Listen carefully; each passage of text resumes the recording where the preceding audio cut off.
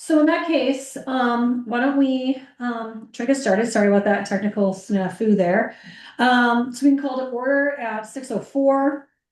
Public comment period. Anyone here to speak something that isn't on the agenda? Okay, great. And then additional items to the agenda. Anyone have anything they want to add to the agenda? Okay. Review and approve minutes. Anyone read those January 8th minutes?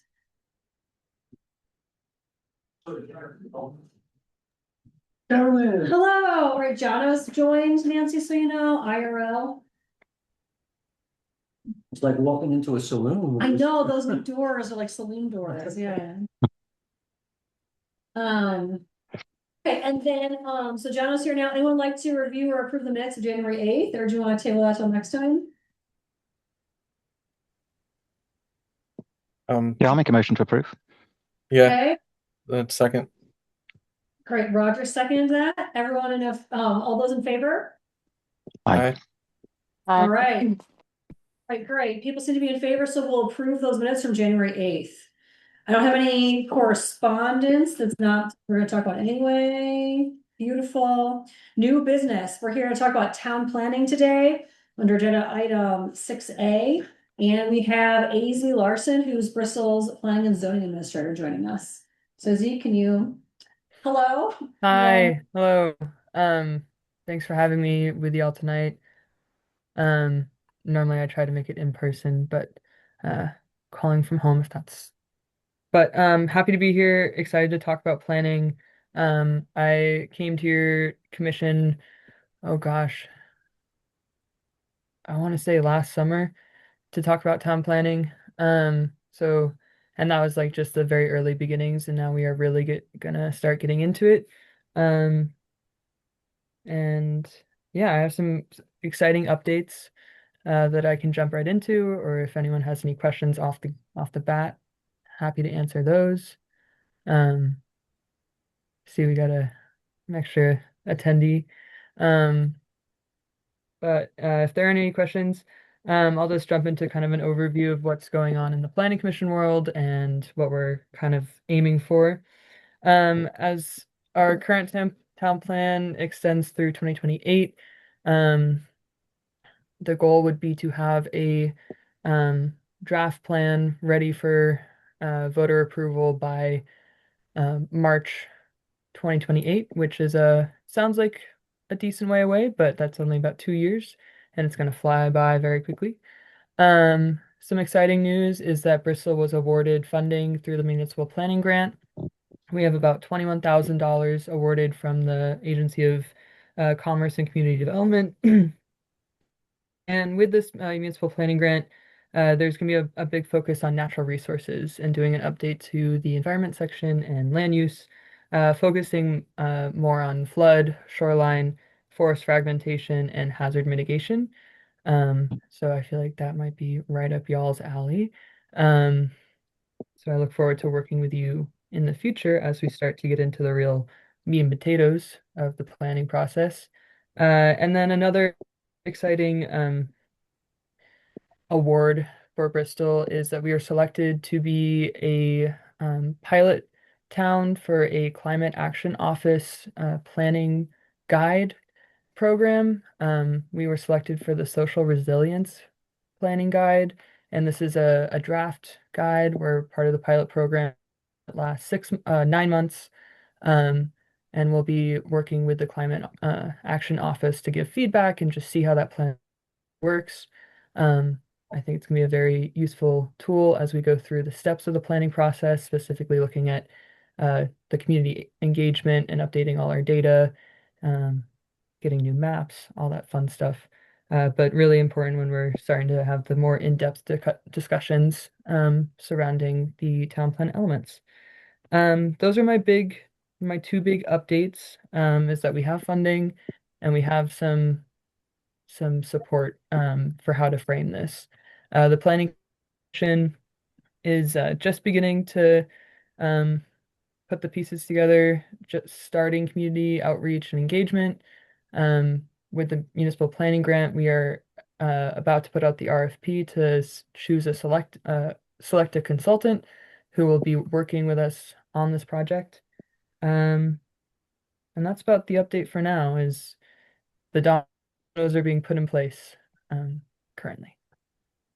I have a question, in terms of my being a resident now for over 30 years. Mostly remembering, the town meetings and the planning, um, commission, reports in New Haven.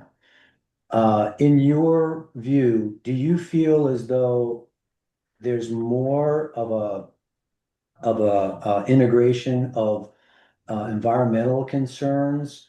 And maybe you don't have that broad background and lengthy experience to be able to say, but it always seemed to me that a large part of the planning commission was about development and where to have business zoning and all these other things, and that environmentally it was kind of barely present.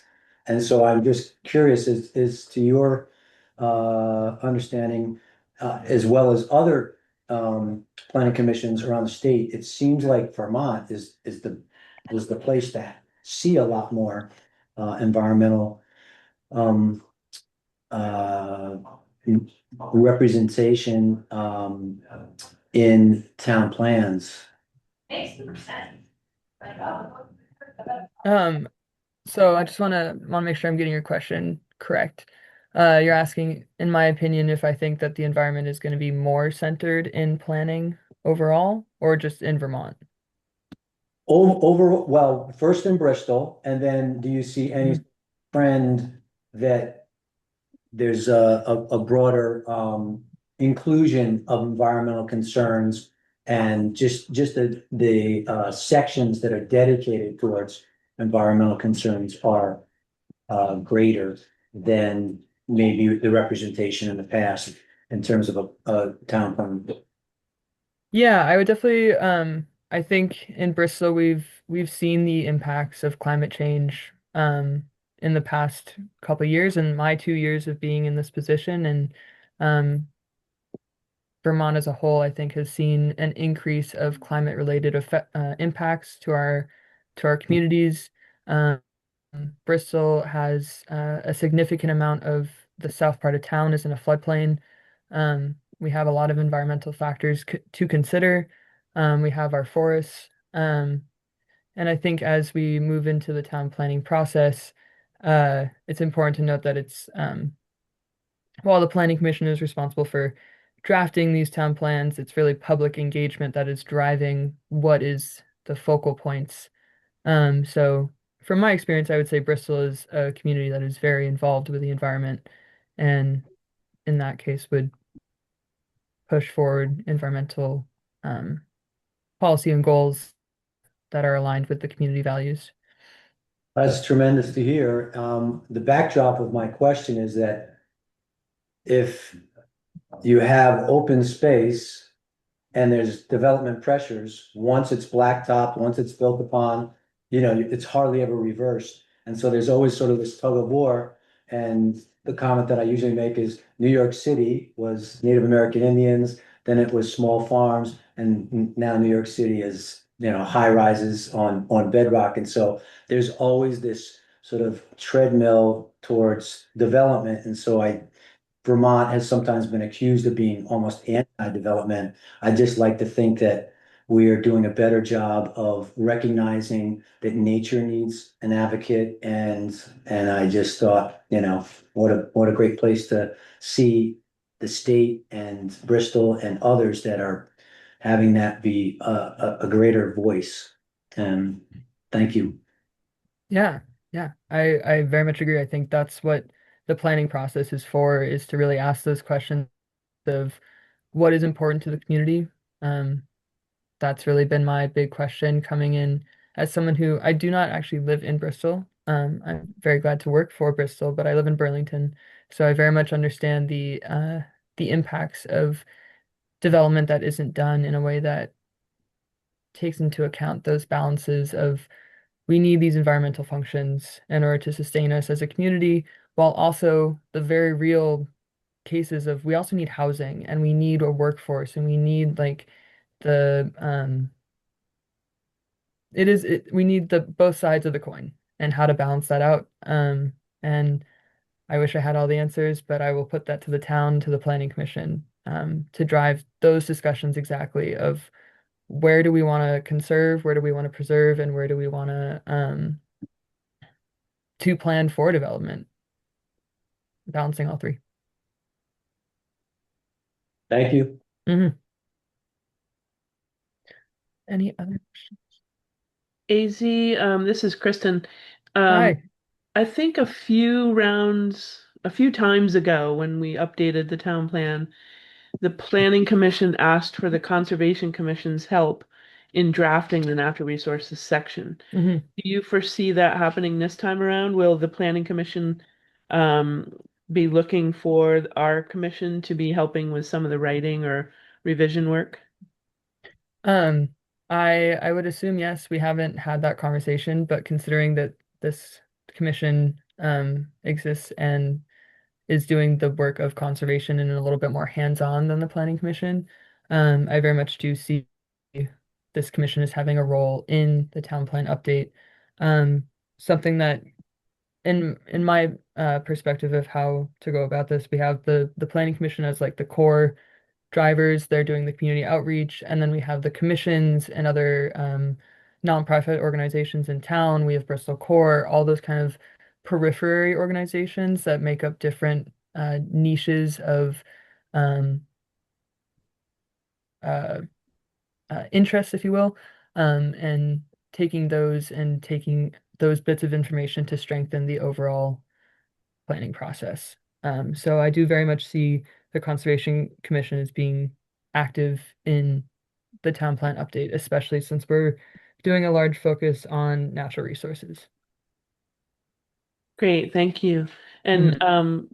just to let other folks know, I'd be happy to help volunteer time toward that task if it Great to comes hear. to that. So Yeah, like I said, we're still setting up the dominoes, so waiting to first we need to get a consultant for the municipal planning grant before we can really hit the ground running and do have a coordinated effort with the planning commission and that consultant to drive the process. And then also we'll start working with the social resilience planning guide, and that has a lot of really great like examples or not examples, exercises for having like more in-depth conversations and leading exercises on how do we consider environmental resiliency when we're debating where we need to think about infrastructure improvements. So, um, great question. Great to hear that you're ready to volunteer. Um, More likely going to be coming back to you in like the summertime, which is actually a great segue into um, I mentioned that the goal is for March 2028 as a kind of deadline. We want things wrapped up by then. So for this year, it's going to be a little bit of a mad dash. We're going to be doing a lot of community engagement, a lot of data updating, really starting to dig into the each of the elements of the town plan, working with that consultant to update our statistical data, get new maps done. A lot of the maps in the 2020 plan are from 2016 or some are even older. Um, so I'm really I love maps and mapping. I think it's a great way to visualize data for the most amount of people to really understand, like, oh, okay, Bristol is mostly forests. So do we want to keep on being mostly forests or I mean, we kind of have to. Green National Forest is there. But anyways, um, but those questions along the way, and that would be for most of this year, maybe a little bit of next spring. But for 2027, that in my planning process is dedicated to all the required public hearings, with the planning commission, with the select board, giving room that if there are any edits or changes that need to be made in that hearing process, we can make those so that by that March 28th, we have a plan that's gone through the necessary public hearing processes. It's gone through the necessary steps to be ready for 2028. great, thank you, AZ. Mhm. Yeah, no, thanks, this is so great. I was wondering, so then, I have the annual calendar open for the Conservation Commission. I was wondering if there's a time that you think that you would want to come back, or that, you anticipate would be about the time. Just so we can kind of get that like already built in, thinking about those next steps, and Yeah, maybe like. absolutely. Um, I will say that the RFP for the consultant, the the deadline I'm holding myself to for getting that out is the end of February. Um, and so it's about a month of letting it go out to bid and waiting for people to come back. So hopefully, we get a good number of consultants looking to work with us. Um, and then by end of March, we'll have selected a consultant and we'll get going. So I would say maybe your April meeting would be a good time to come back and check in. Just after we have the Town plan, that sounds great. That sounds great. We'll put that for April, maybe check in, question mark, we'll see how that goes. If we don't put it, we'll forget. So I'll make sure we're on it. yeah. Maybe it was the 2020 plan. I remember working with Andrew LaRoe on some sections from the Addison County Regional Planning Commission. Was he the consultant you're talking about? Something like that? Or was he just, right, a section? I don't know what that relationship was. So, towns have two options when you have the municipal planning grant. You can either essentially skip the competitive selection process and just say we're going to work with the Addison County or our regional planning commission. They're going to be our consultant. They're going to help us through the process. They're going to because that's one of their big roles, especially for smaller communities. This year, I recommended that we go for competitive selection because we've used Addison County, I believe, for the past two for sure, but possibly even past three town plan updates.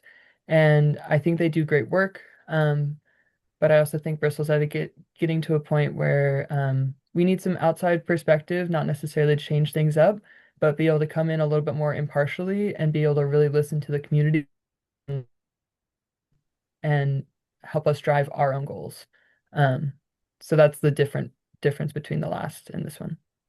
So that means, there's this consultant come in, they would take the place of that commission, that the Regional Planning Commission, in that process, just to make sure I understand how we're gonna do Yep. this. Great. RPC, the Addison County Regional Planning Commission will still be involved. Um, they might be doing our mapping, uh, unless the consultant is able to do that. They've been doing our mapping for years, and I don't want to like take that away from them. Um, but if the consultant has mapping experience, which is one of the things we're asking for, um, but also RPC would be involved as our town plan has to get confirmed by the RPC. Um, as part of the process. So they're not going to be completely removed. They'll definitely be involved, just not as fully integrated as when they're acting as the consultant. I'm just wondering, yeah, I don't. Yeah. No, Sure, who great knows? questions. Nothing about it. Okay, cool, I'm thanks. not sure if this is the right term. Is it mutually exclusive, meaning they don't have to be? You could have the Regional Planning Commission, as you said, with the maps and maybe some other aspects, and then could you explain that competitive other alternative? It sounded kind of interesting. It seems like that's a more broad sweep of that consultant and injecting a greater sort of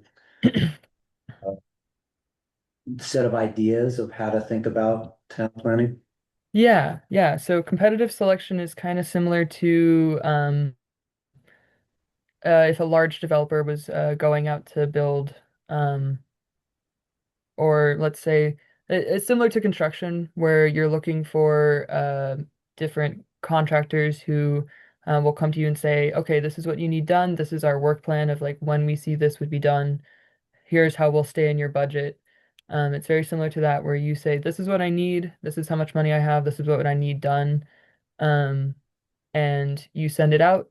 And then, yeah, it's a wider net for consultants.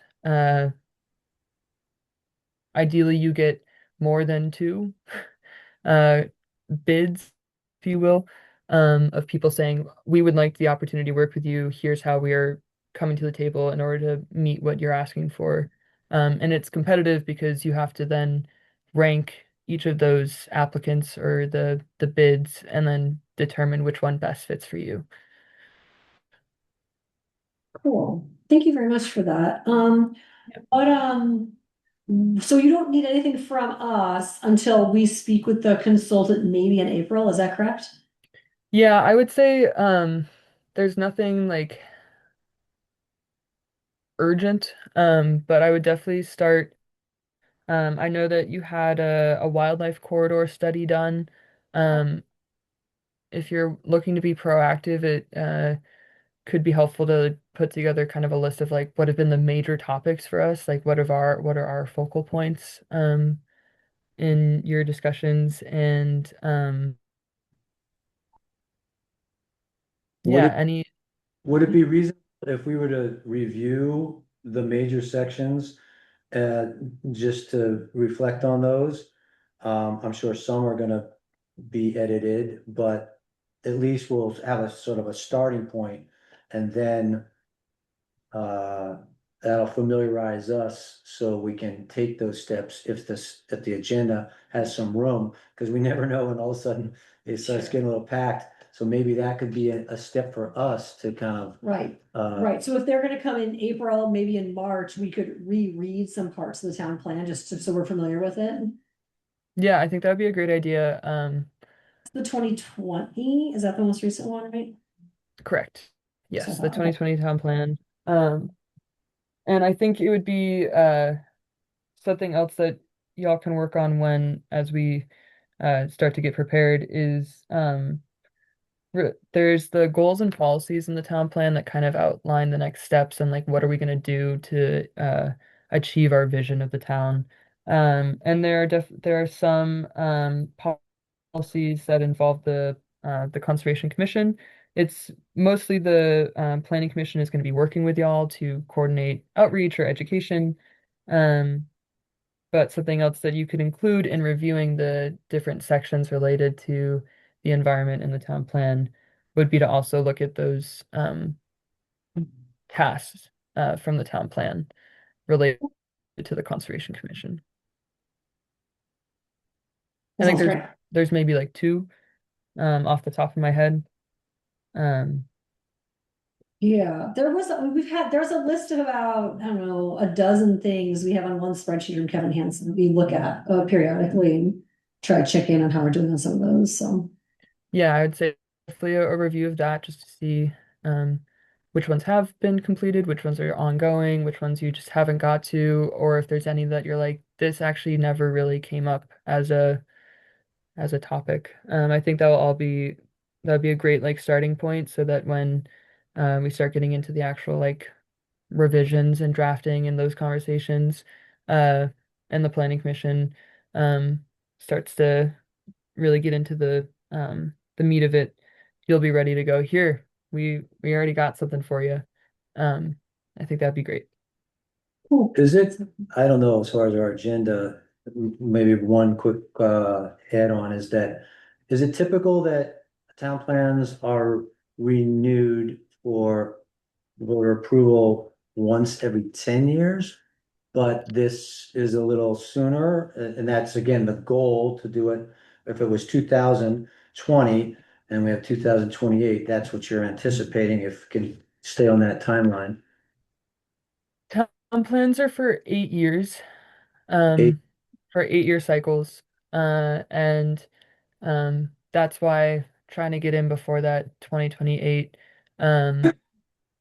so that we don't lapse on our town plan, which isn't the worst case scenario, but ideally we don't lapse.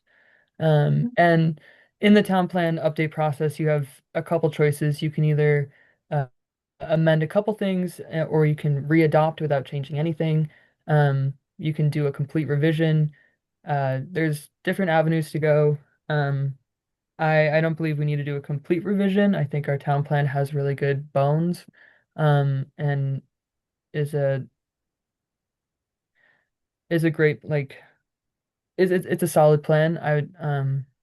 I just think there's a great opportunity for Bristol to really extrapolate on what's in the town plan, and then also not just look for the next 8 years, but the next 20 years. So really asking that question of, okay, so by 20, almost 2050, what do we want Bristol to look like, and what are going to be the important things in this town? The last question is, with either the Regional Planning Commission or the competitive, what is it, consultant? Do you look at some other town plans and say, oh, wow, they're really doing, a whole bunch in this section that maybe we could incorporate, or just that kind of compare and contrast aspect? Absolutely. I mean, a big inspiration is applying for the municipal planning grant was looking at Montpelier's town plan, which they just completed with the same grant funding, I believe. But they completely remodeled how their town plan is formatted. They moved it online, so it's interactive with different mapping that you can use. Um, and it's a lot more accessible to folks while I'm sure they still have a physical copy, but um, reviewing their town plan and seeing how they've formatted it, which is, I think, a really big aspect of a town plan, is how accessible is it to the community who's actually living there. Because, I mean, I don't know if you, I mean, great document here, but it is thick and beefy and full of a lot of text and data points. And Uh, it's my job to read this and understand it, but for the average person who might be picking this up, they would be like, what is the plan? What's the goal of the town?" So that's also of I think a consideration when looking at other town plans is how are they formatting things? What are their focuses? Each town is very different, so how you approach things in your town plan would uh, change greatly, but there are definitely similar towns that we could look to for inspiration. Um, there's Well, some, yeah, you were mentioning, it's bulky and so on and so on. For voter approval, ultimately, it's almost like you need a layman's term, Reader's Digest version that people can kind of, say, Stakeholder centering. yeah, a way to just kind of condense it. The, yeah, the yeah. I think there's definitely that's one of the desires for the consultant is that they're going to be able to come in with um, some new perspectives on how to really reach as many community members as we can in the town plan while still keeping all the like required elements. Um, and yeah, trying to get to as many lay people as possible. That's also been a big priority of mine in the town plan update is making sure we are reaching out to as many people as possible. Um, yeah. Beautiful. Thank you so much. Yeah. Thank you. And we'll just be in touch on this then, over the next 2 years, it sounds like. Yeah. Yeah. We'll definitely be in touch more once some of the pieces start actually like being knocked down, once the dominoes start rolling. Well, thank you for coming in and Yeah, explaining. thank you so much. Oh, that really is helpful. Perfect. Well, I'm excited to see y'all in April. Be in touch sooner than that. Enjoy the rest of your meeting.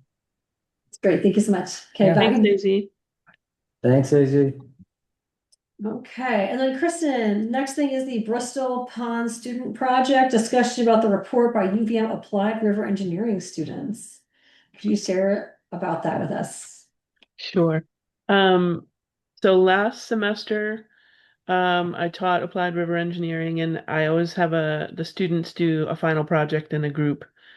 And one of the projects that I identified for them was the Bristol Pond, to do an alternatives analysis that would explore what it looks like to um, consider all the alternatives that have been discussed recently in our past meetings. So, for example, we're being told by the state of Vermont that to bring the dam into compliance, we need to address the fact that the beavers have built a dam on top of the human constructed dam, and that makes that enhances the hazard of the dam if it were to essentially it's like increasing the weight on the dam, for example, of because there's more impounded water. It raises apparently um, the pond level by about 20 inches. It's been estimated. Um, and so I gave them the task of exploring the various alternatives, including removing the beaver dam itself. What would it take to rehabilitate the existing human dam? What if the current dam was removed? And then also, whenever we do an alternatives analysis, we consider what's called the do nothing approach, which is just basically what if things were to continue as they are today? And so the report that they generated is what I sent around to all of you. And hopefully you've had a chance to read through it. I just wanted to let you know that it exists, and also possibly the most important um, figure in the report, and I'll share my screen. Um, is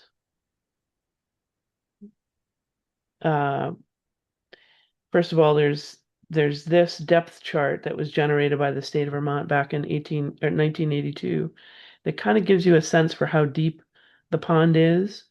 And the students used this because they weren't able to do their own field work necessarily in the pond, um, in order to generate this separate figure, which gives an indication of what the extent of the pond would look like under those alternatives that I just mentioned. So the do nothing or current state is depicted by this, I guess, darker blue line. This is the current extent of the pond. And if we were to remove the beaver dam on top of the dam and drop the water level by about 20 inches, the extent of the pond would shrink to what you see here in this kind of medium blue color. That looks like it eliminates that outlet. Um, Not necessarily. I mean, keep in mind these are estimates, Huh? working from the best data that we have available to us. Um, I think it's more important to just look at the outline of the pond that would result. Mm-hmm. And then finally, if the dam itself, the human constructed dam that was built in 1933, were to be removed, then the pond extent would shrink considerably. And again, these are um, approximate renderings based on um, a model of what the pond itself looks like, based, and that's in turn based on the depth chart that was available from the 1982 survey by the state of Vermont. If you wanted to do this in a much more accurate way, you'd actually have to get out there on the pond and do depth monitoring and update that information to get a better model. But this is an approximate rendering of what each of those alternatives would look like. Um, so I thought it was useful and helpful to just kind of put some pictures to the concepts that we've been talking about. Um, and I thought I'd share it with you all. And if you would like, we could invite the student group. They've already agreed that they would be willing to come over Zoom and share their study at a future meeting if that's something that the members would be interested to hear from them on. I'd be interested if the agenda has some room for it, and I think it'd be a great opportunity for them to. Mhm. Do the Beavers have a chance to have any input into this report? Hmm. Can Yeah, I well, ask? Oh, oh, sorry. Kristen, Go this is ahead. Helen. Hi, Helen. Hi. I'm so glad you had your students look into this and do as thorough a job as they can. Do you know if A&R cares at all about any report that you produce? I haven't shared it with A&R. That's something we could think about. Um, I'm sure they care. They're overwhelmed with over 200 dams around the state of Vermont that are in maybe a similar situation as ours, in that they're aging and they are um, um, possibly not meeting current dam standards. Yep. And so they're just pretty overwhelmed with that long list of dams. And so I'm sure they'd be grateful for any help that we could provide. Um, and I'm hearing through Alex that, and maybe through you, Helen, that someone had been there representing the state of Vermont and have already removed the beaver dam from on top of the human dam Yep. sometime this September, I think it was. Remember that? Yep. It was sometime in the fall, correct. Yeah. And so I don't know the current status. I haven't been out there in a while. So, but beavers being beavers, I'm sure they might be back. Yeah. I think it has been rebuilt up at least a Okay. little. I Okay. think my main concern is the um, area covered by water under those three conditions. And if they remove the beaver dam, access by recreational vehicle to the pond will be eliminated. I don't know that you can kayak through an area that has no water in it. I from see. the current dock Yep. to the main body of Bristol Pond. And again, I just don't know that ANR cares. They'd have to I mean, dredge I it. think they may be looking at bigger picture. If there's a breach in this dam, this is all the acreage below the dam that will be flooded, and here are the consequences. I think that's what they're thinking. Oh, actually, I have no idea what they're thinking, but it would be lovely if somehow they were convinced, or at least opened their ears to the hundreds of people who use that pond for 7, 8 months of the year for a variety of reasons. It is a huge draw for not only residents of Bristol and nearby Moncton, but as you say, from folks that come from all over to fish or to bird watch or whatever. So Yeah. yeah, I think they would be open, and we can share this information with them. Vermont Department of Fish and Wildlife is the one who maintains the boat launch, as I understand it. And so I don't know this, but it may be a case where one department has certain objectives in terms of maintaining recreational and habitat access, and another department or arm of the state of Vermont government has a different imperative, which is to Yeah. comply with the law regarding dam safety. So, And it would be classic if yeah, that was the scenario and those two arms do not talk to each other and don't really have any input into what the other one is doing. But right, right. I think, I mean, this is a great, it could be an important outreach to ANR to let Mhm, them know, what your students have revealed with the research that they've done. I mhm. think it's great. Thank you so much for doing that. Sure, sure.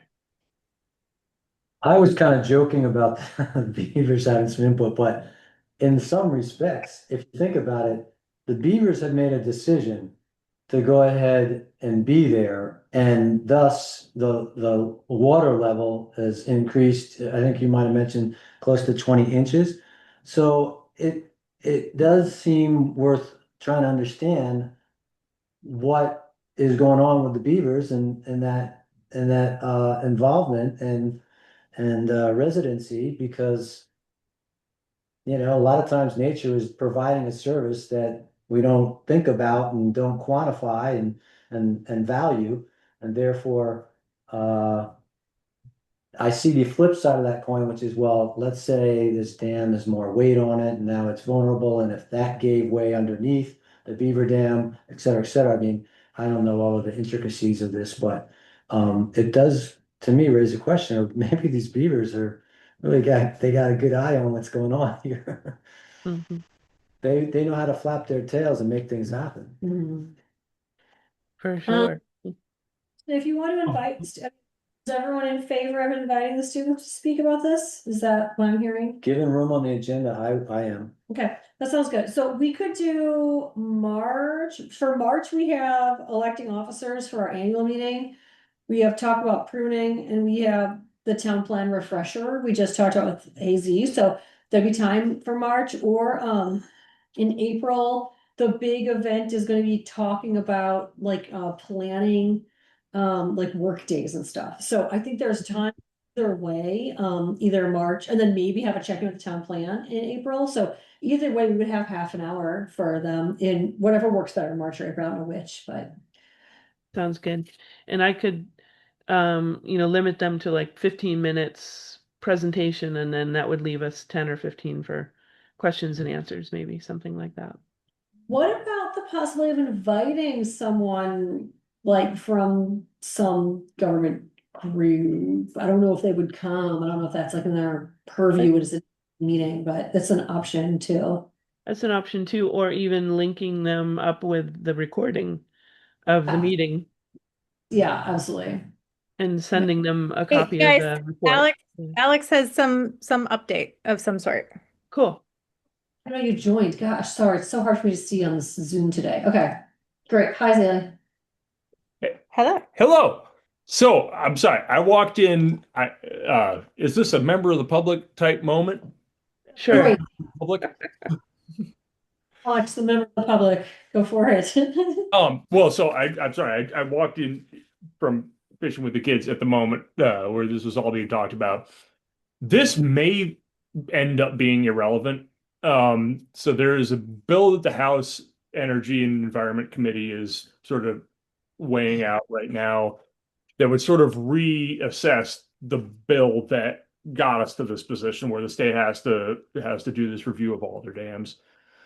And it basically is in response to the fact that a lot of like dam removal was happening that the state didn't really plan on having to deal with when the original bill in 2015 was passed.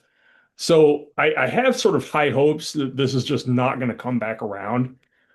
And that the original, they've sort of like put themselves in this position where they have to remove the beaver dam and it has to remain at the original dam's level, and they don't have the money to bring a dam that maintains the current Bristol Pond level, and a compliant dam can't be constructed with the budget that is currently in place.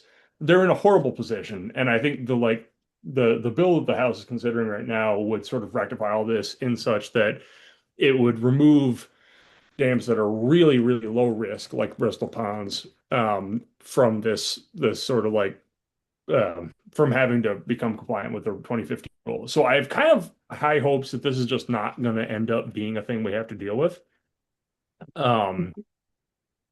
Do with that what you will. Sure. I wonder like what the timeline on that would be, and if we could just continue to be like rebel rousers, and just keep pushing. So if ANR is going to do anything about the current dam, it won't be until October of next year, because they have this somewhat limited window based on their need to accommodate. I don't understand fully basically they had to not remove the dam previously until October because of certain endangered or threatened species that were living within the pond that needed to find a new place to move to. And needed certain water levels to do so last year. And because the only reason we still have a dam is that the rain got out of hand and they couldn't do anything about it during the limited window they had last time. So they can't do anything about it again until that window next year. So it's like nothing will happen until October.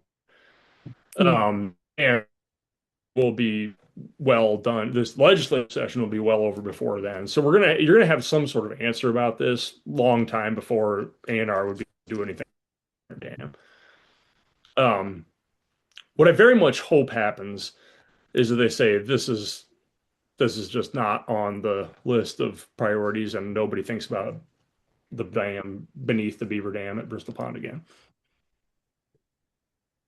Alex, do you have an opinion about the current or generalized status of the beavers and their occupancy and the higher water level? So I literally just walked into this conversation. I don't know what you guys had talked about before, but what I would say is there's a ton of beavers living around the Bristol Pond system. You can't trap them out. You shouldn't try to trap them out. Um, they're going to recolonize that pond system the minute they are trapped out, and that the level that Bristol Pond exists at is going to be continued, maintained by beavers one way or another, whether or not the state pays a bunch of people to kill a bunch of beavers in the meantime. That I know that did Helen or did Kristen or Carolyn relay the email that I had sent them about the from the person that the state had hired to trap No, the area that said there weren't beavers working there? no, not yet. Well, sorry to okay, sorry guys.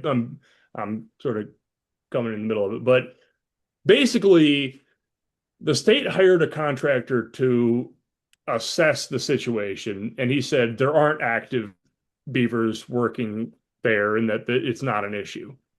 Um, there just are. There's a enormous bank den like right to the north of the dam there.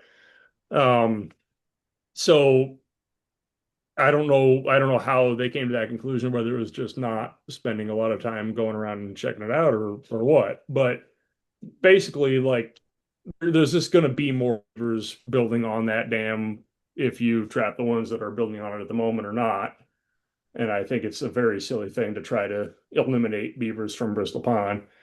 Um, for one thing, like if the beaver dam were removed, as I'm sure you guys have discussed, like an enormous amount of like waterfowl habitat suddenly disappears. Well, that's what Kristen's students had just been heard the report she just showed us. Yeah, I mean, Christian students can demonstrate this far better than I can, but there's an enormous habitat created by those beavers, and I would be really saddened and disappointed um, to see them removed from it. And I just think it's a fool's errand. Like beavers are very determined little critters, and they're going to rebuild there. And they're like the Beaver Brook system contains a whole ton of beavers, and it's just a quarter mile away from Bristol Pond, and there's just this like endless stream of beavers that are going to be coming into that area. There's no removing them, you know. I also know that sandhill cranes are pretty reliable residents Every year, yeah. every year, and they're not common.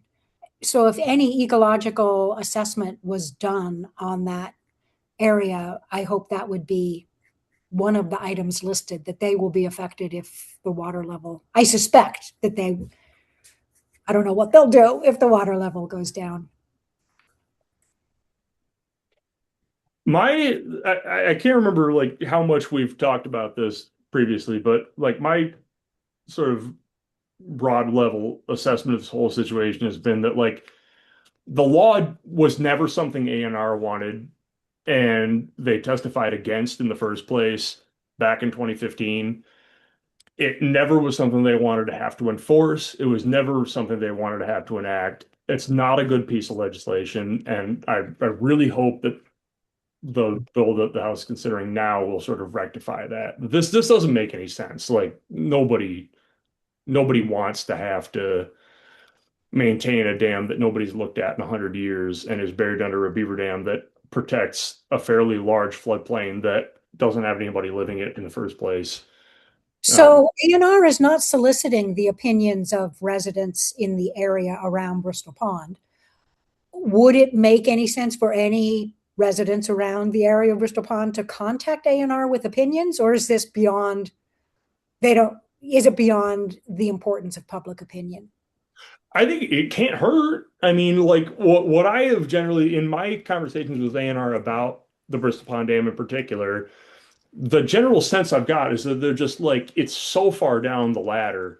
They've literally 100 dams that they haven't dealt with in a long time that they have to assess, and a lot of them have much more critical infrastructure downstream of the dam than Bristol Pond does. So it's a very low priority project.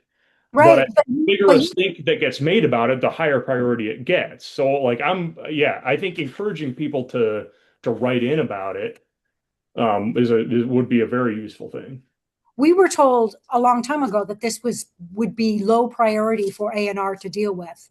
And yet someone went in and removed the beaver dam from on top of the man-made dam. And I'm assuming it was someone from A&R. So even though they may not care a whole lot about it, that someone has gone in and changed the architecture of the dam. So I mean, Alex, I really appreciate your input and I trust you, but I don't trust A&R.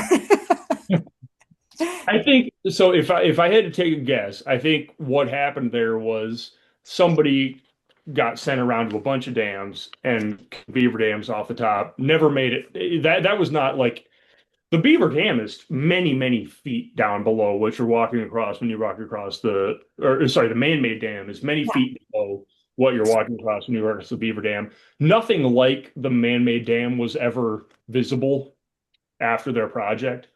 So I think no real removal of the beaver dam ever happened. Yeah. Um, Okay. but I agree. Like I don't think that means that we should trust that they're taking public input into account. They never did anything significant at Bristol Pond. The water level never dropped really significantly. The beaver dam never dropped significantly. The research that they did in hiring this consultant to go out and look for beaver sign was a joke. I mean, like they said there was no beavers there. It was like fresh beaver chews on the right. day.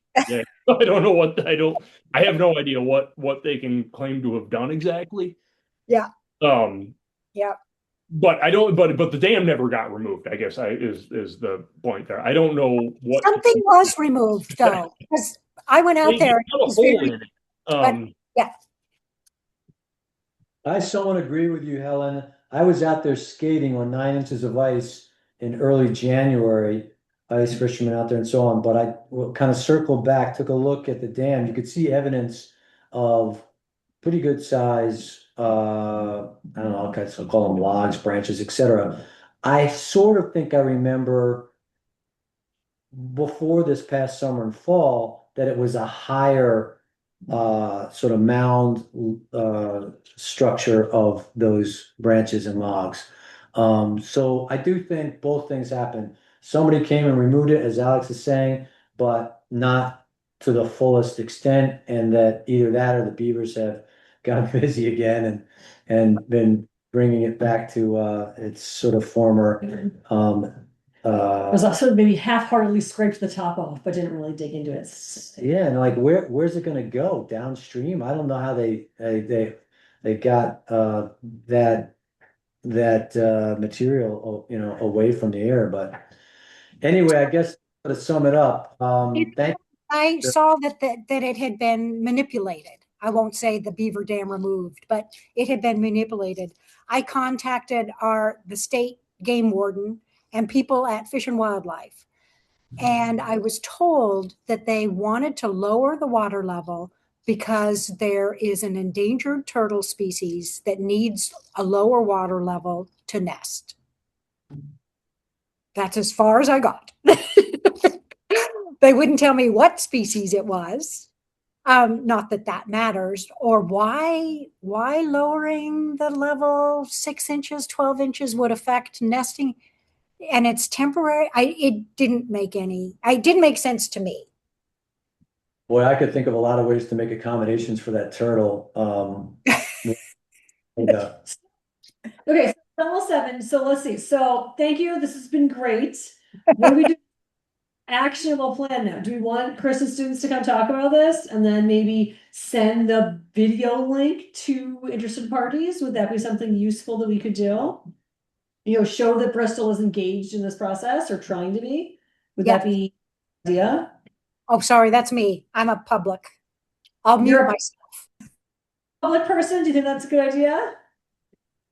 Yeah. Sure. Yeah. Yeah, absolutely. Speaking Sure. person, I will give you the email of the person that I'll have Zilly can send this in the email to all you guys. The person that I think that video would be most relevant for. Sounds good. The person that I've been getting with this, because I think that would be really great. I mean, like what you proposed earlier, Kristen, would be really, really relevant for them. And I think in some ways, I honestly think it would like take a little bit of strain off of the people that are tasked with enforcing this, who would just as soon you provide them with a reason not to do it. Yeah.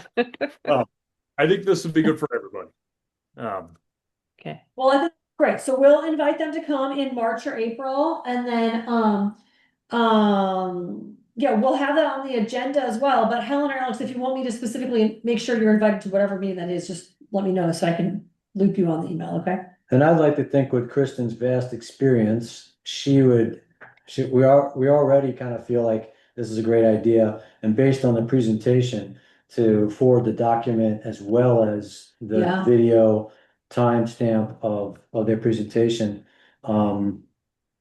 It just shows that we care and we want to be involved, sure. Yeah. Yeah. We keep feel of a community, you know? Maybe they'll listen. Yeah, no grease here. We squeak really loud. Okay, Kristen, is that everything that you need for that? Yep. Thank you. So, all right, thank you very much.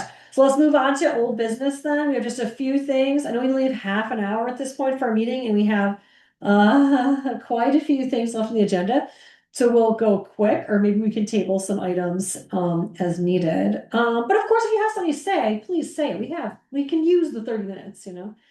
The first thing was a discussion of future projects, which feels like a big conversation. This was our idea that we wanted to debrief our grant discussion at our January meeting with Frida Powers, the town's grant administrator. And we said we would set aside time at this meeting to discuss that. And I'm wondering if anyone would like to discuss that.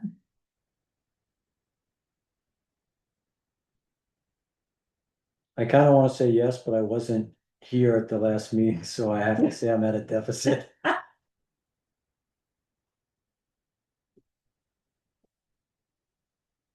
Okay.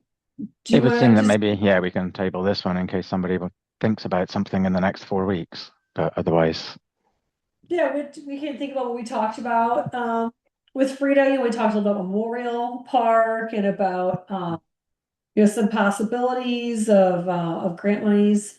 I just wasn't sure if anyone had any follow-up thoughts. We're Does good. she get regular correspondence of, hey, this grant's available, that grant's available, and what she might funnel it to us and to help with writing the application for the grant and so on, because it seems like she's the one who would, I mean, maybe Kristen gets some of that information, but I don't see it, and but that's new to us because the town hasn't had that in the past, right? Yeah. Yeah, and so she Right. seemed, thought there was some things to be very competitive for if we wanted to go after those, and that she would do the lion's share of the work on that, but of course consult with us on projects that we wanted to do, that we had the appetite for, and that that she wanted to make sure she could write them in the right way, like connecting with our expertise, of course, but that was something she would sort of carry the banner for. But yeah, I think one of the things she was most excited about, I feel like she really was pushing the Memorial Park, thinking about that, you know. But I don't know what other people from that meeting. We could table that or continue thinking about it. Well, there's always the accessibility, right? The study was done, but we had no follow-up in terms of funds, resources to execute any of that. Am I correct? That could be something that's available at some point. Yeah, that would be Pursue more like that. a recreation sort of thing. Yeah, yeah.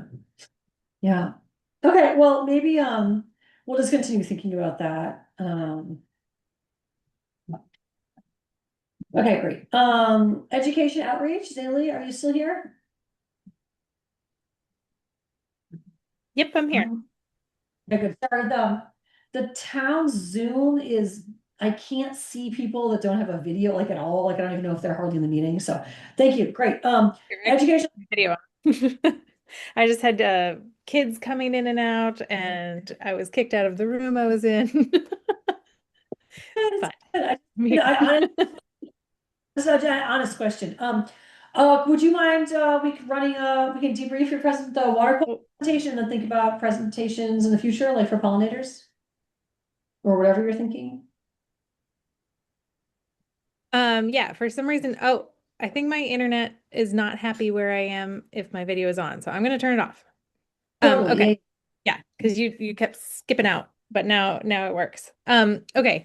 So yeah, we had the last one just the other day, and I haven't done anything about the pollinators yet. I haven't emailed the pollinator pathways, which was the only thing that I had in mind. I know a couple other people were thinking about things too.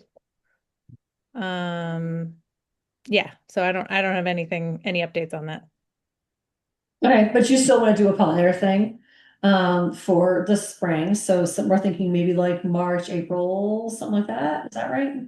Yeah, if we can come up with someone. I don't I'm not yeah, I will email Pollinator Pathways and let them know that we would be happy to coordinate on a mission to go forward. But they do their own lecture series, so they don't need participation from us particularly, especially since we don't have a spot to host them at Holly Hall gone. Um, Right. yeah. Um, I missed that. What did you say? Or the library as well. Yeah, Mhm. right. Good location.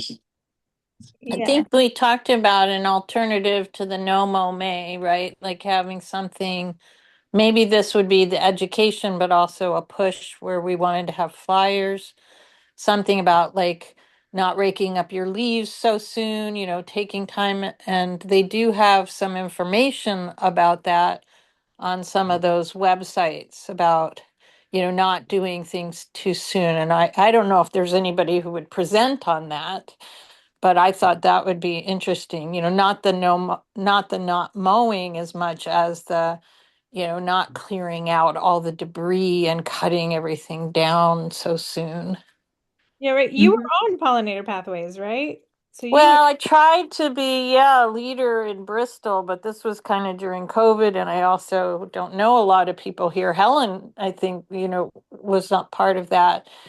So nothing really started happening in Bristol, except for people sort of individually trying to educate themselves about their own property. So yeah, I mean, I've kind of kept in touch with those things, but I don't know who it would be, or I would do the same thing that Zaley would do, where it would just be asking them if they had anybody who would speak on that topic, unless, we do know of someone in our community who knows about it, but I don't know that for sure. That's just a topic I thought would be great, and we talked about last time, what's an alternative to not mowing, but thinking about how to keep your garden, like not clean it up so fast, and why, presenting why you do that, because the pollinators are still in there, getting ready, and they need to be protected for a little bit longer. so do you have contacts there still? I mean, the people I was mostly connected to were the people in Middlebury, and I don't think the same people are doing it. Like Bethany is now doing Indivisible and not Pollinator. So I would have to do a little research. I don't know if Fran is still doing it. I mean, that's just the group that I knew mostly about. And then there's the Xerces Society. Yeah. Can you give us a second to jump in? So Gail, you mentioned Fran Putnam, and I'm pretty sure that Fran is a very committed advocate of the whole pollinator pathways, and I would be surprised if she didn't have some suggestions of some speakers on the whole breadth of the topic. And if you wanted to reach out to her, that seems like that would be a good suggestion. I also want to commend the commission and some of my absence with fall meetings and getting the series going. And I also want to bring in Kieran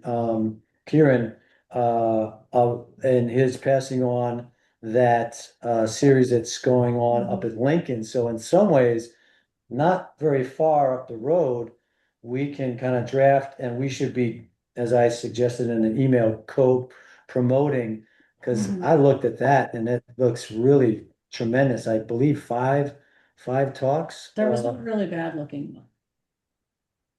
Oh, Yeah, well, dodgy, very dodgy.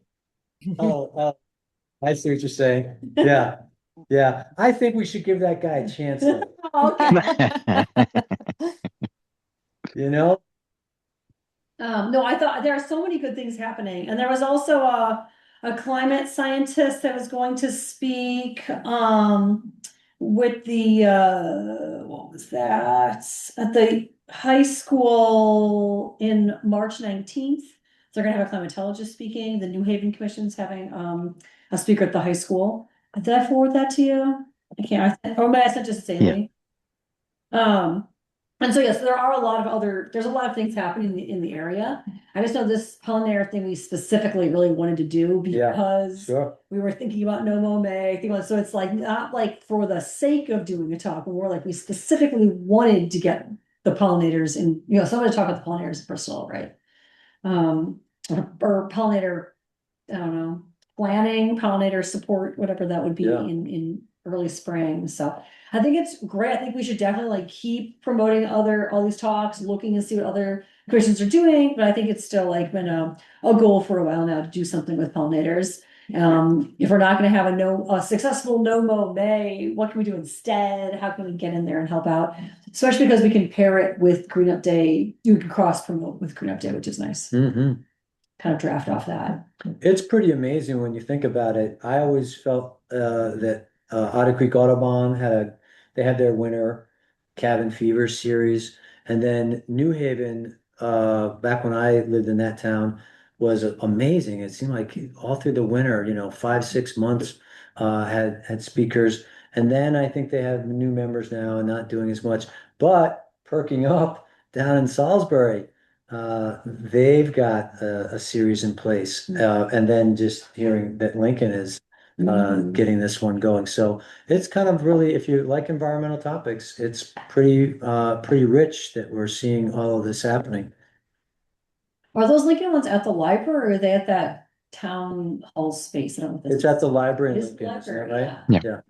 Think about doing that, if Holly Hall's offline, we could think about doing that. Oh, look, we could think about doing that at the library. I don't know, if they're available, we can ask them that. Okay. Yeah. Okay, cool. Well, Zilly, so you're gonna work on that? Yep. Okay, great. Awesome. So should we move on to our next thing since we don't have too much time? Okay, great. Conservation podcast. Updates, and I want to talk about the Vermont Master Naturalist as well. Yeah, so we met virtually with Conservation Commission folks from the Five-Town area and with a couple of the people who are putting together this new hyper-local radio station. There's a few updates about the station generally, but the stuff that's most relevant to us is there's an idea to have one piece of programming per month that's provided by one of the Five-Town Conservation Committees. So that would work out at about 1 or 2, maybe 3 per conservation committee per year. How they would be produced, what the topics would be, that's all super up in the air. The idea is to have some like trained radio people who can do field reports and stuff like that. We'll be able to train them how to use equipment and so on and so forth. So they might be able to do any interviews with us or whatever.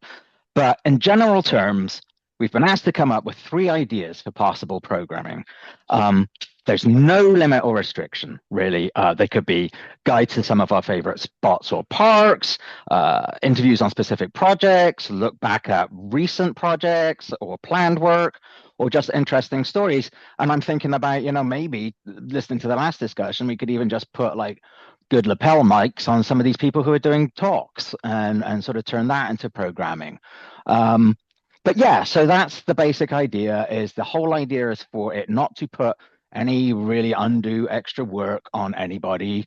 The whole idea is to, like I said, following on from a lot of this discussion tonight, celebrating the environment of our region and talking about it and about conservation in whatever way we plan to do that. So, I mean, I can't imagine that we're all gonna come up with three wonderful ideas tonight, we can all think about it, and I can poke you guys again in a week or two if you like. But yeah, put your thinking caps on. There really is no limitation. Like, what would you want to listen to, I guess, if you were going to sit down and listen to, oh my goodness, here's an hour-long piece about conservation and the environment in Bristol. I really hope it's about dot dot dot kind of a thing. So have a think about what are the kind of things we think we should put a spotlight on. I have an idea, a spin-off of what you were just talking about with the upcoming series in Lincoln, lapel pins. Why not go ahead and see if either was it Bristol TV wants to tape those, archive them, and then you're kind of right out of the gate. You got five right there. I think that they are taping down in Salisbury. I don't see why we couldn't have it be a little bit broader than just Bristol. I mean, you got to have content, right? So Exactly. it now while it's available, and then you can kind of do a little bit more planning. So I think the Lincoln series, five of those, boy, that would be great. And you just need a waiver that somebody's going to sign off that it's fine to tape them, and they're not going Yeah. to liable for, I don't know, other concerns of material or something. I don't know how that waiver would look, but yeah, thank you. Yeah, it could be kind of cool. So yeah, I'll poke people, metaphorically. Love to see Kristen interviewed about whatever happened with the big project for what's that park called? Saunders River Access. That's a cool story, Sure. Yeah, right? Well, yeah, it's a success story where it's community. There's like Yeah. there's educational components, there's students, there's the physical work of it, there's all the people behind the scenes writing everything and getting the pieces in place, and I think that's great. And then we to the in-depth of all the ins and outs of who was involved up in that Lincoln waterway. Wow. That one was pretty involved. That Remember might the be. lot, Yeah. and the previous water supply. Maybe beyond what we're able to coordinate. I also want to talk about the Vermont Master Naturalists. So Karen, I don't know if you know who they are. Vermont Master Naturalist Group is, it's a way that you can get a certificate program where you can learn about the local Vermont ecosystem. And these people work with folks out of UVM primarily and learn about different really cool local places. They meet local people and learn about the environment from sort of the bedrock up through, better geology, and then they get into like waterways and the land and identifying species. They get to birds by the end. And so they do a series of field trips throughout a year. So maybe once a month or something. I don't really remember exactly, maybe once every 2 months. And then they get a certificate at the end. And they want to do a project. They have a big project they do to get their certificate at the end. And we've helped them with a couple of these program projects before. And they're basically volunteers that are adult volunteers that care about the environment and they want to do their project. And it's supposed to take, I think, about 40 hours per person. And there are two people, John and Samantha, that are interested in working with you on the radio topic. So they are interested in hearing from you, learning a little bit about what you might want them to do, and then they would do 80 hours of work on this if you just help put them in the right direction. Which is Yeah, that's amazing. I mean, you've introed us now, so I can reach out to them directly and talk to them. That sounds amazing. Yeah. And so Monica Pretzahart is working with their Master Naturalist group, and she asked me if we had thoughts, and it was the same night that we had someone from the radio come talk to us. I was like, oh, well, that's perfect. So we threw that as one of the ideas, along with a few other ideas we brainstormed.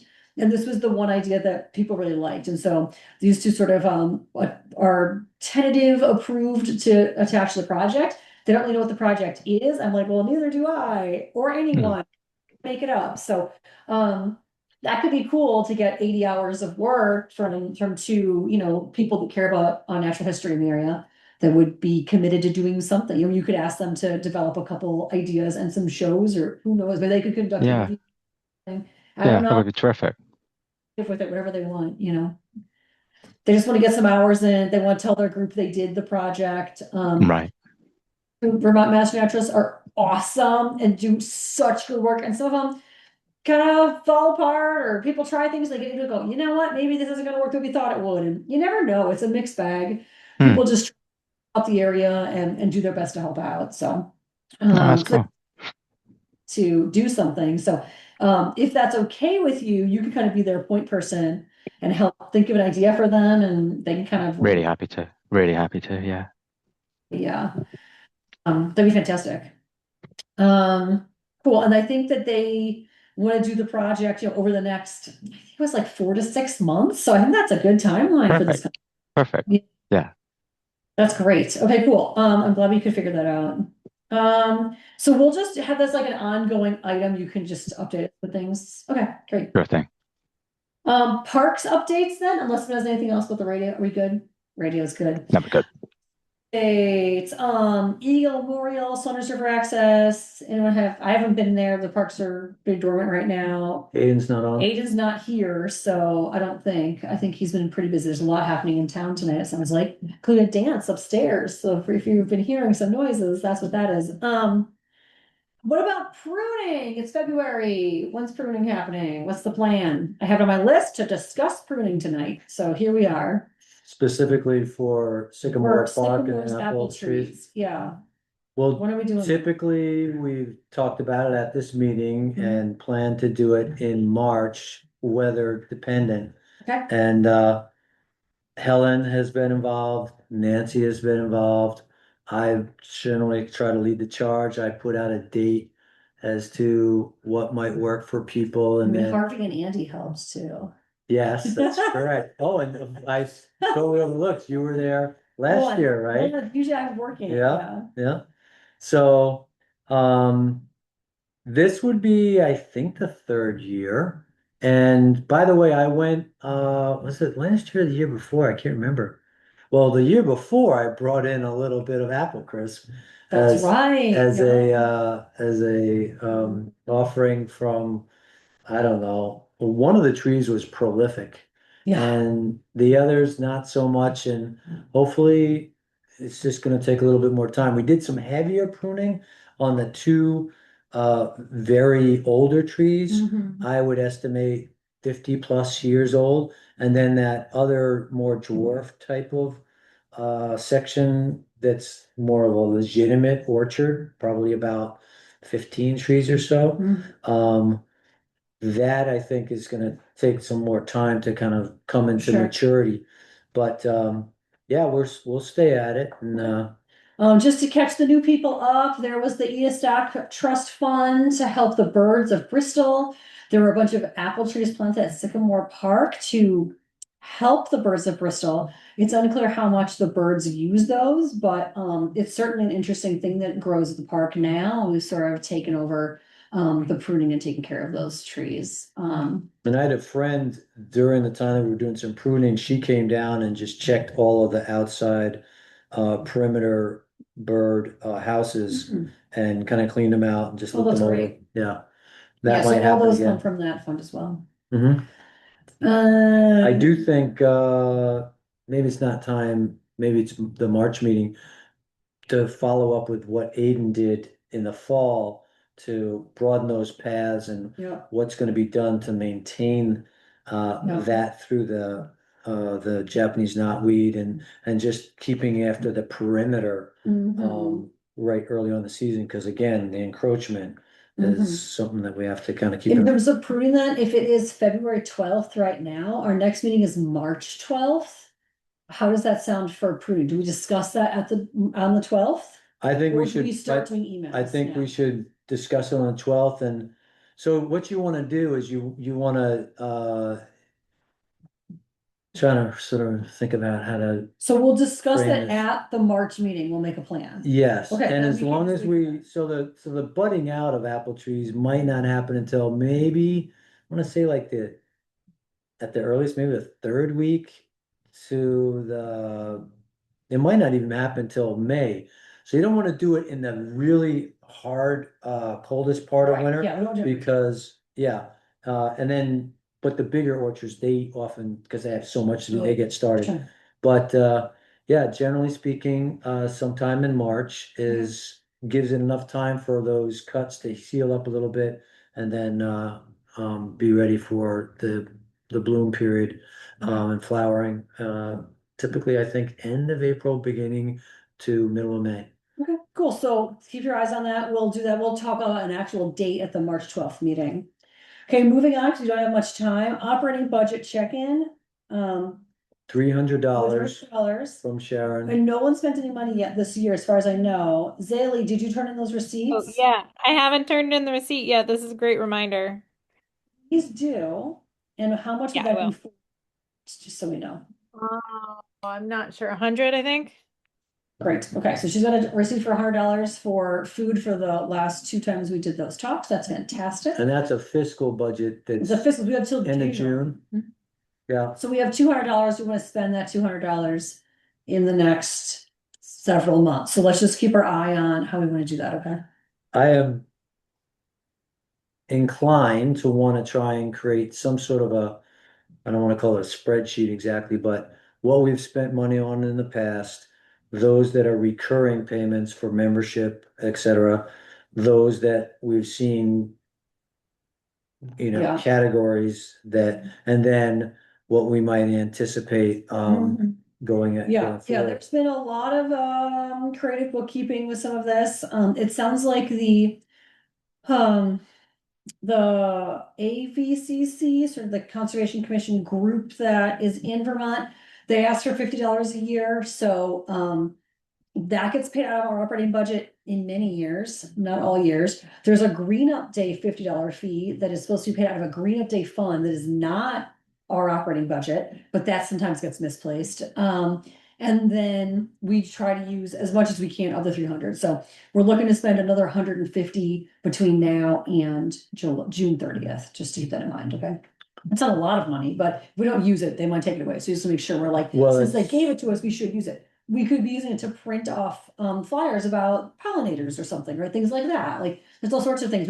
It's such little money. We send them to Right. just go, oh, we have none, but we do have But some. so but there we can were use it. 1 or 2 years where we maybe didn't spend all of it, and then I believe Ian or the select board in general were saying, well, let's roll it back from Well, 300 down to 250, yes. and then we kind Yes, of there's also years where we did use it, but then the it's like accounting. small budget. They just don't put it on the right account, and they said you didn't use it. We're like, oh yes, we did, but like maybe they didn't put it on our account the correct way, when it's some slush fund or something. So we're gonna do our best to spend 300 a year, and we're gonna hope that they can handle it on their end as well. We get a donation. Does that go to our operating budget? Where does that? Who knows, right? So we got a grant one time. We spent the grant. Where the money came in, where the money went out, was very confused. Well, there was one So- year where I sent in a request to the National Bank of Middlebury for one of those scavenger hunt things or something, That's right. and we got $100. So Yeah. we can amplify what we have Right, and through so other there have means. been donations that we've gotten that were sizable. We got some mini grants, but sometimes that mini grant comes into Holly Hall, but then they don't know how to bill it to us correct, right? So there's sometimes things get in the wrong columns, and so we're just gonna do our best to spend 300 a year. And then we Um, have, I think it's under 2,000, because we got it just a little over 2,000 for the either stock monies, and so I don't know where that amount is, but Yeah. that's solely available for the commission to. That is, yeah, and it's at our discretion to spend it on what we want to spend it on. It was originally intended for the birds of Bristol, but it's up to our discretion how we would like to spend that. Mhm. When it was gifted to, well, the remainder of the fund was gifted to us. So that should be part of the document of Mhm. trying to have that as sort There's of part of the also the archive. $100,000 bequeath from the Andrew Johnson. Oh, yeah. That ended up being for trees. That's supposed to be held in trust, and then the interest is supposed to pay for new trees in town. And I've Was been, it solely just trees? I thought they were thinking about other different. they were, last I heard, I have some paperwork on it that we're supposed to just like kind of harvest the interest and use that to pay for trees in town. Yeah, the spin-off, yeah. But then I don't know, how often is the town doing that, or, is John Swepson involved in that process? Like, should we keep our eye on that? I've been kind of trying to keep my eye on that, but it's hard to keep track. The town can't keep track either. There's so much happening and we're so unimportant in terms of the amounts of money they deal with, so just want to do our best to So we have recognize. 3 pots of money. And there's the to conservation remember. reserve fund. It's important to make sure the town remembers to pay the money into For that. now, yes. The town, in my experience, at least one time I went in to ask about the budget and there was no change between 2 years. Well, they didn't Because add they the- forgot to add the that 10,000 yeah. for that year. Yeah. So I talked to them and they were like, whoops, and they just sort of like moved that into the column, but we want to just keep our eyes on that to make sure that that's. Yeah. Since the town, the people of Bristol voted to do that, we want to make sure that that will is carried out, so. Yeah. So yeah, there's just a lot of pieces and it's hard for everyone in hall to keep track of that, and so it's helpful if we can help kind of keep our eyes on some of those things too. Any other thoughts about operating budget or budget stuff in general? Okay, great. Green Up Day is May 2nd, 2026. I sent in a bunch of paperwork. I think I requested a ton of stickers, and that's all that happened so Do we far. still have a backlog of bags, like a roll of bags that, How many we have as backlogs? I have to check. I think I have something. I have something in my garage. But it ebbs and flows every year. There's the corner, the Green Up Day stuff is in. they automatically send you a certain amount based Yeah. on what you've reported for Yeah. past? Okay. Mhm. And then sometimes I just beg for more too, if we get, because we got shorted one year, like really hard. And we just gave all the bags we had. And so ever since then, I've been like, please have a few more extra than you think, so we can have a backlog a little. But yeah, so I think, nothing's happened with that so far, but that sounds like by next month, that'll be more important to talk about. Any pollinator plans for spring? I think we're just thinking about the educational outreach. Is that correct? Okay, I'm gonna roll that over into educational going forward. Timberlands project, Roger, is there anything you want to talk about? No. No updates. Okay, great. Kristen, Vermont Land Trust request for volunteers. Is there a discussion there? Or is that tabled? Tabled. Fantastic. And then I put the website on there just to let everyone know that should be updated now. We have the town plan on there that goes through 2025 now. We've also got everyone's name on the commission website for the first time in a while. We have no vacancies. So we also deleted the information that said we really need people to join. We took all that text off the website. We also took off some text that said when people joined, we just didn't need that, so I deleted it. I think we should be good to go.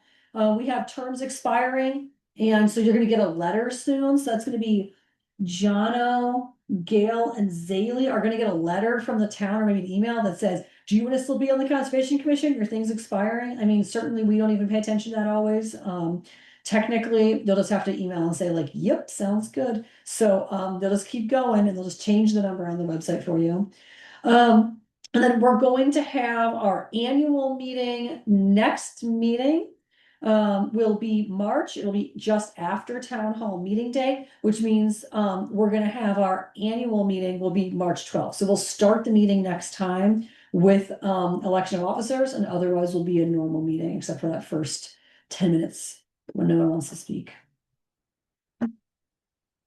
So that's what's happening with the webpage, and I guess that is everything. So our next event would be there is town hall meeting, you should go. But then after that, the annual meeting is planned for March 12th, 2026.